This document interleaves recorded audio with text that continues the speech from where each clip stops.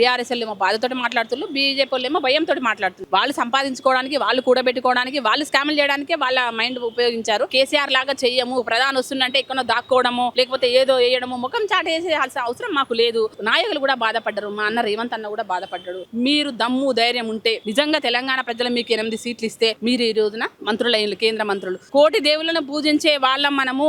BJP వాళ్ళు కానీ BRS వాళ్ళు కానీ ఎవరైనా కూడా ఒకటే మాట ఏమంటారు అంటే, అసలు ఈ తెలంగాణ రైజింగ్ గ్లోబల్ సమ్మిట్ అనేది నిర్వహించే అర్హత కాంగ్రెస్కు లేదు అని అంటున్నారు. నేను ఏమంటే ఖచ్చితంగా మాకే ఉంది, మాట్లాడే హక్కు వాళ్ళకి లేదంట. ఎందుకంటే అభివృద్ధి దిశలో వెళ్ళేది మేము కదా. 2 ఇయర్స్ పరిపాలనలో, ప్రజా పరిపాలనలో మేము ఎన్నో సాధించినాం, ప్రజలకు ఎన్నో హామీలు ఇచ్చినాం, అవన్నీ సాధించుకుంటూ ఒక్కొక్కటిగా సాధించుకుంటూ వస్తున్నాం.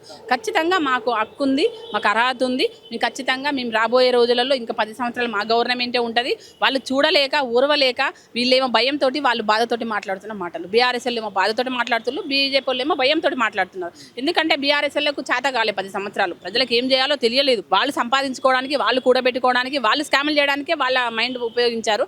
ప్రజల కోసం వాళ్ళు ఏ రోజు పనిచేయలేదు. బీజేపీ వాళ్ళు ఏమో ఇక ముందు మీ బీఆర్ఎస్ పక్క పెట్టి బీఆర్ఎస్ తోటి పొత్తు పెట్టుకొని బీజేపీ ముందుకు వెళ్దామని చూసింది తెలంగాణ రాష్ట్రంలో.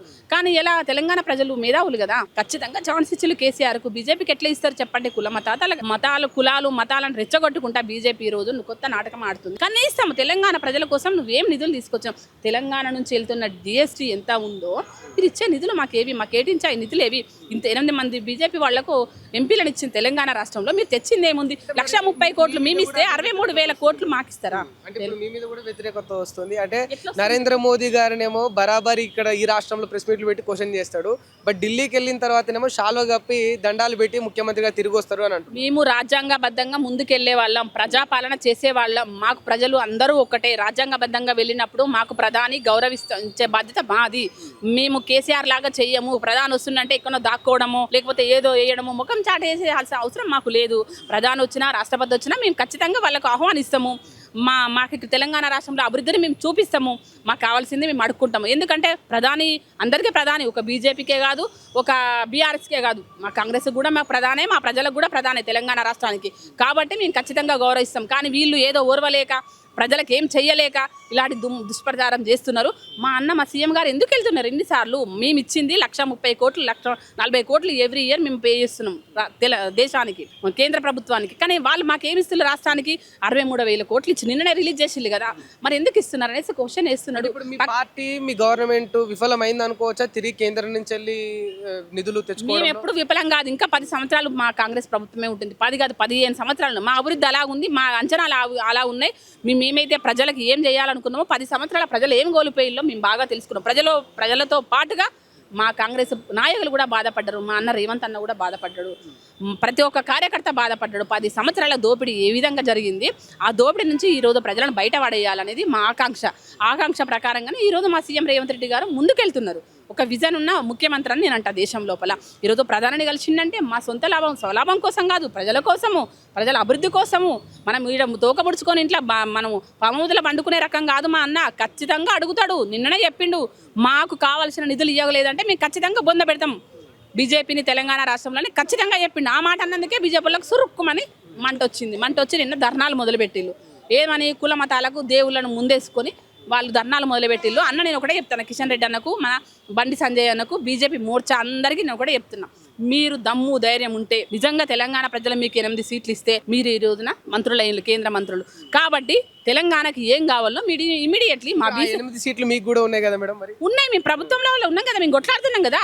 మా ప్రభుత్వం లేదు కదా అక్కడ. మా ప్రభుత్వం ఉంటే ఈ రోజున మా తెలంగాణ రాష్ట్రం చాలా సస్యశ్యామలంగా ఉండేది. ఈ రోజున కేసీఆర్ చేసిన అప్పుల నుంచి మేము ఎప్పుడో బయటపడే వాళ్ళము. ఇంకా మమ్మల్ని తొక్కేస్తున్నారు బీఆర్ఎస్ బీజేపీ. నిధులు కేటాయించక తెలంగాణ రాష్ట్రానికి మమ్మల్ని తొక్కేయాలి, వీళ్ళని బలహీనలను చెయ్యాలి, తెలంగాణ ప్రజలను వమ్ము చేయాలనేసి బీజేపీ బీఆర్ఎస్ కుట్ర చేస్తుందని నేను అంటున్నా. అర్థమైంది?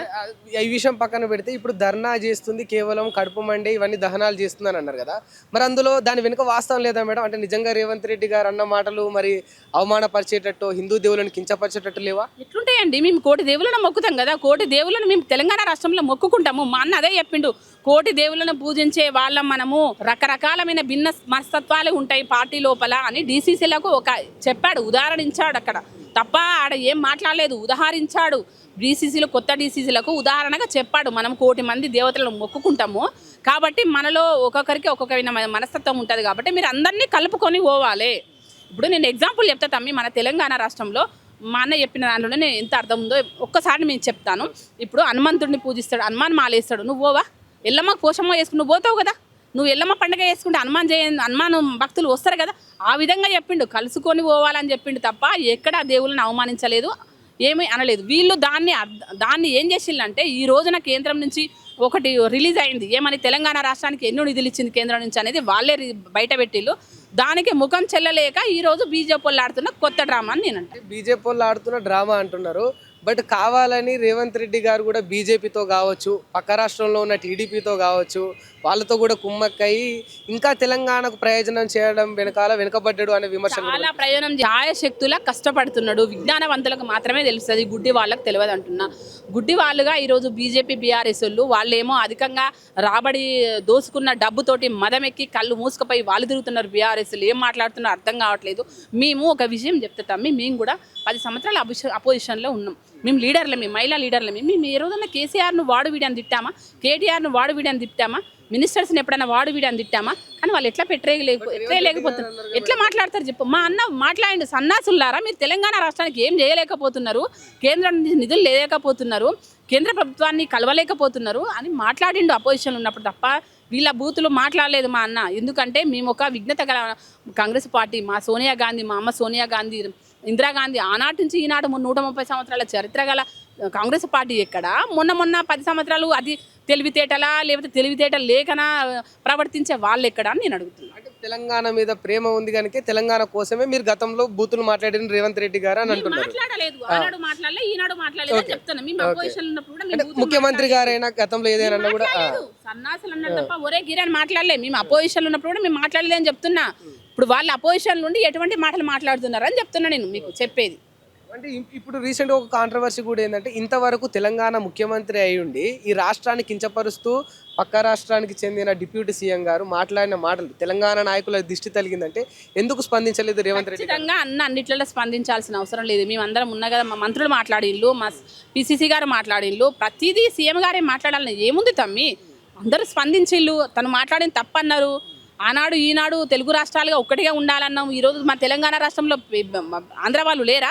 ఆ కుటుంబాలను ఏమైనా నిల్లగొట్టినామా? వాళ్ళని కూడా మనలాగానే చూసుకుంటున్నాం కదా, వాళ్ళకు కూడా ఏం కావాలో అందిస్తున్నాం కదా. మేము ఏమంటున్నాం అంటే అక్కడ ఉన్న పవన్ కళ్యాణ్ గారు అలా మాట్లాడకూడదు అని చెప్పాము. అది ఆల్రెడీ మా మంత్రులందరూ మాట్లాడిల్లో. దానిపైన వచ్చిన స్టాండ్ నిజంగా తీసుకుంటారా మేడం? అంటే సినిమాలు ఆడనీయమో ఇక్కడ క్షమాపణలు చెప్పకపోతే అన్నారు. అది కరెక్టే కదా, అట్లా మాట్లాడకూడదు అనేసి. ఒకవేళ అలా మాట్లాడితే మీరు వెనక్కి తీసుకోండి ఆ మాటను, అది కరెక్ట్ కాదు. తెలంగాణలో మీరు తెలంగాణతోటి మీకు అనుబంధం ఉంది అంటే ఇండస్ట్రీ పరంగా కావచ్చు, ఏ విధంగా కూడా మీకు అనుబంధం ఉంది కాబట్టి మీరు మమ్మల్ని అవమానపరచొద్దు. మీరు దాన్ని వెనక్కి తీసుకోకపోతే మేము ఇలా చేస్తామనేది అది ఎవరైనా మాట్లాడతారు, అది కంపల్సరీ వాళ్ళు మా ప్లేస్లో ఉన్న అదే మాట్లాడతారు. అంతే కదా, కంపల్సరీ ఎవరైనా చేస్తారు, వాళ్ళు కూడా చేస్తారు. వాళ్ళు ఎవరైతే ఊరుకోరు, పక్క ఇంకే రాష్ట్రమైనా చేస్తుంది, మేము కూడా అదే చేస్తాము. ఎందుకంటే ఎవరు కూడా అలా మాట్లాడకూడదు. అలా ఒక రాష్ట్రాన్ని ఒక రాష్ట్ర ప్రజల్ని కించపరిచేలాగా వాళ్ళ మనోభావాలు దెబ్బతినేలాగా మాట్లాడొద్దు అనేసి ఎవరైనా చెప్తారు ఆ విషయాన్ని.